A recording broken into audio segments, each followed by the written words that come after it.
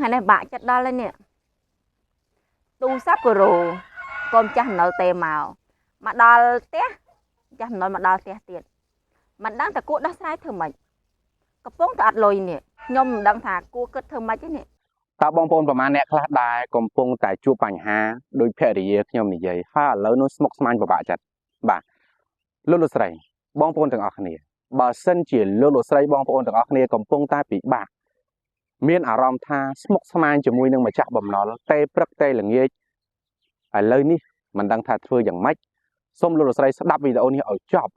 ខ្ញុំនឹងឲ្យជាដំណោះស្រាយបឋមមួយក្នុងការដោះស្រាយបញ្ហាមួយចំនួនបាទអញ្ចឹងមុននឹងចូលទៅក្នុង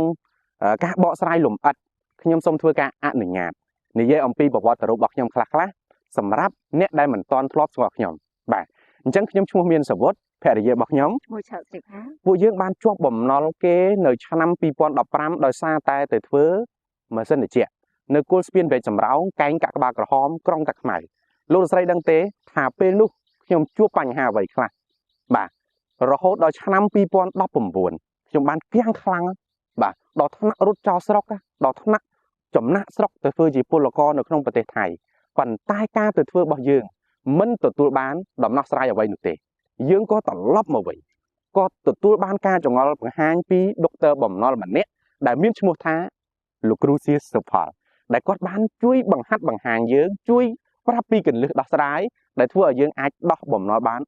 $40000ដោយប្រើរយៈពេល1ខែនេះគឺជាដំណើរដើមតងរបស់យើងបន្ទាប់មកទៀត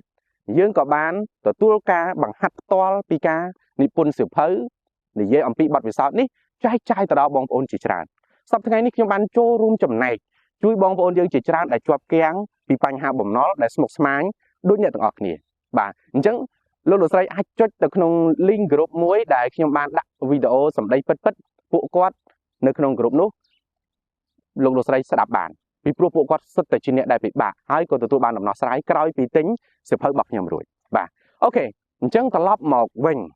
បាទសម្រាប់យើងមានបញ្ហាជាមួយនឹងម្ចាស់បំណុលហើយវាស្មុគស្មាញដែលត្រូវនឹងម្ចាស់បំណុលនឹងរករឿងថ្ងៃហ្នឹងឬក៏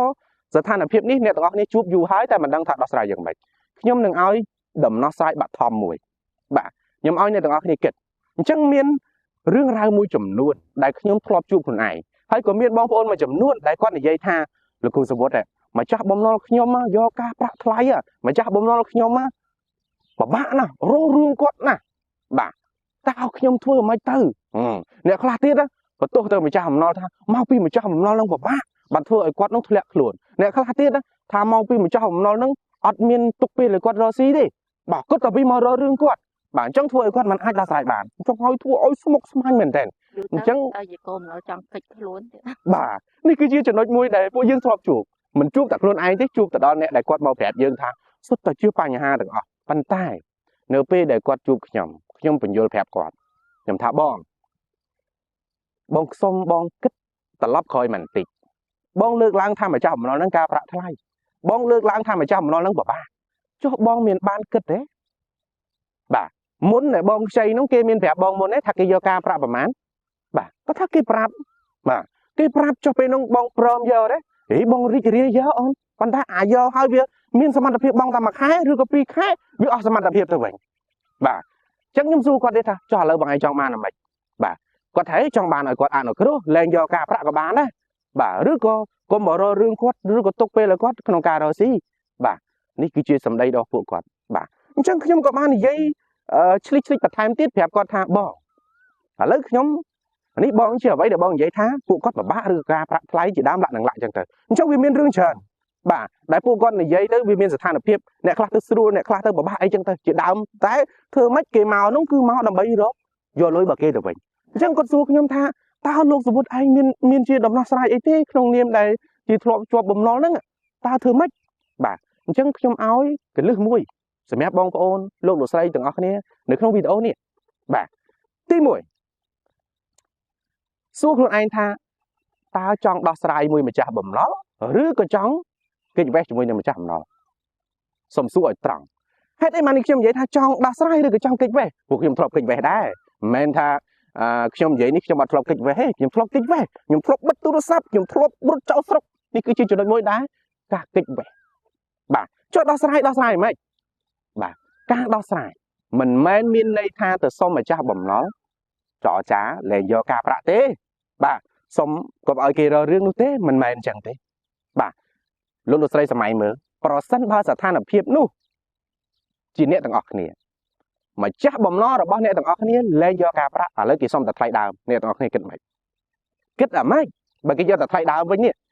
បាទអញ្ចឹងមានអ្នកខ្លះគេថាអូយបើគេយកតែដើមវិញខ្ញុំសប្បាយចិត្តខ្ញុំសួរថាឥឡូវលុយនៅណាដើមនៅណាអត់មានផងឃើញទេអញ្ចឹងនៅពេលដែលគេយកតែដើមហ្នឹងក៏យើងវាអត់មានទៀតហើយចោះដំណោះស្រាយមិនទៀតចុះបើសិនជាទៅរៀបរាប់ម្ចាស់បំណុលហ្នឹងឃើញយើងពិបាកហើយគេឃើញយើង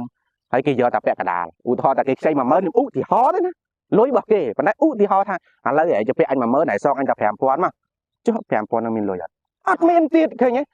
ចឹងនេះគឺជាចំណុចមួយថាយើងអត់បានរកដំណោះស្រាយទេយើងចេះតែសុំពញាគេពញាអត់ការប្រាក់ពញាផ្អាកបងពញាសុំឲ្យគេជួយសុំឲ្យជីនោះប៉ុន្តែខ្លួនឯងអត់បានរកដំណោះស្រាយទេចេះតែនិយាយដោយមិនមានមូលដ្ឋានច្បាស់លាស់អញ្ចឹងខ្ញុំលើកទឹកចិត្តដល់លោកស្រីបងប្រុសបងស្រីដែលមានបញ្ហាបំណុលថាមុននឹងនិយាយអ្វីជាមួយនឹងម្ចាស់បំណុលសូមឲ្យមានការបញ្ជាក់យ៉ាងត្រឹមត្រូវពីសមត្ថភាពរបស់ខ្លួនឯងបើសិនជាអត់មានកុំចេះតែសន្យាខ្យល់មិនអើយអត់អីទេចាំខែក្រោយចាំខ្ញុំសងទាំងបានស្អីធ្វើឲ្យម្ចាស់បំណុលគាត់មានសង្ឃឹមហើយតែគាត់មានសង្ឃឹមដល់ពេលហ្នឹងគាត់មកសួរយើងអត់ចាប់ដើមថាគាត់រករឿងទៀតបាទនេះគឺជាចំណុចមួយដែលពួកយើងចង់ចែករំលែកនៅក្នុងវីដេអូថាកុំចេះតែនិយាយស្មានត្រូវមានសុភវិនិច្ឆ័យគិតត្រេះរិះពិចារណាឲ្យបានត្រឹមត្រូវមុននឹងក្នុងការជួបជាមួយនឹងម្ចាស់បំណុលឬក៏និយាយអ្វីជាមួយនឹងម្ចាស់បំណុលពីព្រោះអ្នកទាំងអស់គ្នាបានលងខ្លួនចូលទៅក្នុងរណ្ដៅបំណុលហើយបាទអញ្ចឹងខ្ញុំចែករំលែកប៉ុណ្ណឹងសង្ឃឹមថាអ្នកទាំងអស់គ្នានឹងយល់បាទអញ្ចឹងសម្រាប់បងប្អូនណាដែលមានបញ្ហាទាំងអស់នេះត្រូវការជួបមួយខ្ញុំដើម្បីចង់បានបទពិសោធន៍ចង់បានក្បួនបន្ថែមអាចតាក់ទងមកខ្ញុំតាមរយៈលេខ 096 6 3 ដើម 008 គុតលេខ Telegram របស់ខ្ញុំអញ្ចឹងថ្ងៃនេះខ្ញុំនិងភរិយាមានប៉ុណ្ណឹងសម្រាប់វីដេអូក្រោយយើងនឹងលើកជាសំណួរដើម្បីឆ្លើយជួយដល់បងប្អូនបន្ថែមទៀតបាទសូមអរគុណសូមជម្រាបលា